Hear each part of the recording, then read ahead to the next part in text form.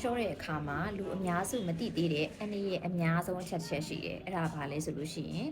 ရေဓာတ်ခန်းချောက်တာနော်ဒေါက်တာတို့ဝမ်းလျှော့တဲ့အခါမှာအဲ့ဒီတွားလိုက်တဲ့ဝမ်းနဲ့အတူရေဓာတ်တွေစားဓာတ်တွေခန္ဓာကိုယ်တွေကဒီတက်ဆောင်ဓာတ်တွေပေါ့နော်ဒါတွေကအကုန်လုံးဆုံးရှုံးသွားတယ်အဲ့ဒါတွေကိုအချိန်မီပြန်မဖြည့်နိုင်တဲ့အခါကျလို့ရှိရင်နောက်ပိုင်းမှာရေဓာတ်ဆုံးရှုံးပြီးရေဓာတ်ခန်းချောက်တာတွေနောက်ဆုံးသတိလက်တာတွေလျှော့ရတဲ့အဖြစ်ဖြစ်နိုင်တယ်ဒါကြောင့်မလို့ဝမ်းလျှော့တဲ့အချိန်မှာထိုးစီးတွေတောက်စီးတွေအဲ့ဒါတွေအားလုံးထက်အရေးကြီးဆုံးကဓာတ်စားပဲဖြစ်တယ်နော်အဲ့တော့ဓာတ်စားကိုတေချာဝင်အောင်တောက်ရမယ်ပေါ့နော်တောက်တဲ့အခါမှာဒေါက်တာစီကမ်းမှာကြုံလေးရှိတာပေါ့နော်သူကဖြော်တဲ့အနည်းကိုလေမှားနေကြမျိုးတွေရှိလို့နော်ဒါတို့ပုံမှန်ဆိုရင်ဒါမျိုးဓာတ်စားနော် WHO formula နဲ့ဓာတ်စားဆိုရင်ရေကို1လီတာနဲ့ဖြော်ရမယ်သူကအနောက်မှာလည်းသူကရေးထားပြီးသားရေ1လီတာနဲ့ဖြော်ပါဆိုပြီးတော့နော်ပြီးရင်ဒီလို BBI လို့အထုပ်မျိုးတွေရှိတယ်အငံထုတ်တွေရှိတယ်နော်ဒီလိုမျိုးလိမ်မော်ရတာတွေရှိတယ်ပြီးရင်ဒီလိုတံမြာရတာတွေလည်းရှိတယ်နော်ကိုအဆင်ပြေတာတောက်လို့ရတယ်ဒါပေမဲ့ဒါတွေအကုန်လုံးကရေကို1လီတာနဲ့ဖြော်ရမယ်အနောက်မှာလည်းအညွှန်းပါပြီးသားနော်ရေတန်းဒီလို1လီတာဘူးနဲ့အပြည့်ဖြော်ရမယ်အဲ့ဒါကိုဟိုငံလို့ချိုလို့ဆိုပြီးတခြားဘက်ကိုရှောက်ပြင်းတာတွေစားတွေရှောက်ထဲတာတကြားတွေပူထဲတာရေတွေကိုတဝက်လောက်ပဲထည့်မယ်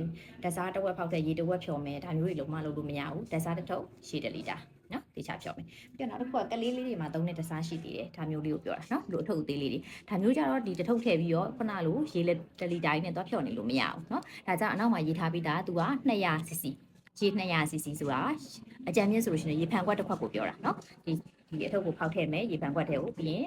200cc ရေလောင်းထည့်မယ်ပြီးရင်ဇွန်းနဲ့တေချာမှွေမယ်ပြီးရင်တိုက်လို့ရပြီနော်ဒါမမရအောင်နော်အမျိုးတွေဆိုလို့ရှိရင်1လီတာနဲ့ဖြော်မယ်ဒီလိုထုတ်သေးလေးဆိုနောက်မှရေးထားပြီးသား200cc နဲ့ဖြော်ပါလို့သူရေးထားတယ်နော်ဒါလေးတွေမစီနဲ့နော်နောက်ပိုင်းမှာဒေါက်တာဒီဓာတ်စားနဲ့ပတ်သက်တဲ့ဗီဒီယိုတွေထပ်ပြီးတင်ပေးဖို့ရှိလို့ဒေါက်တာကို follow လုပ်လို့ရတယ်နော်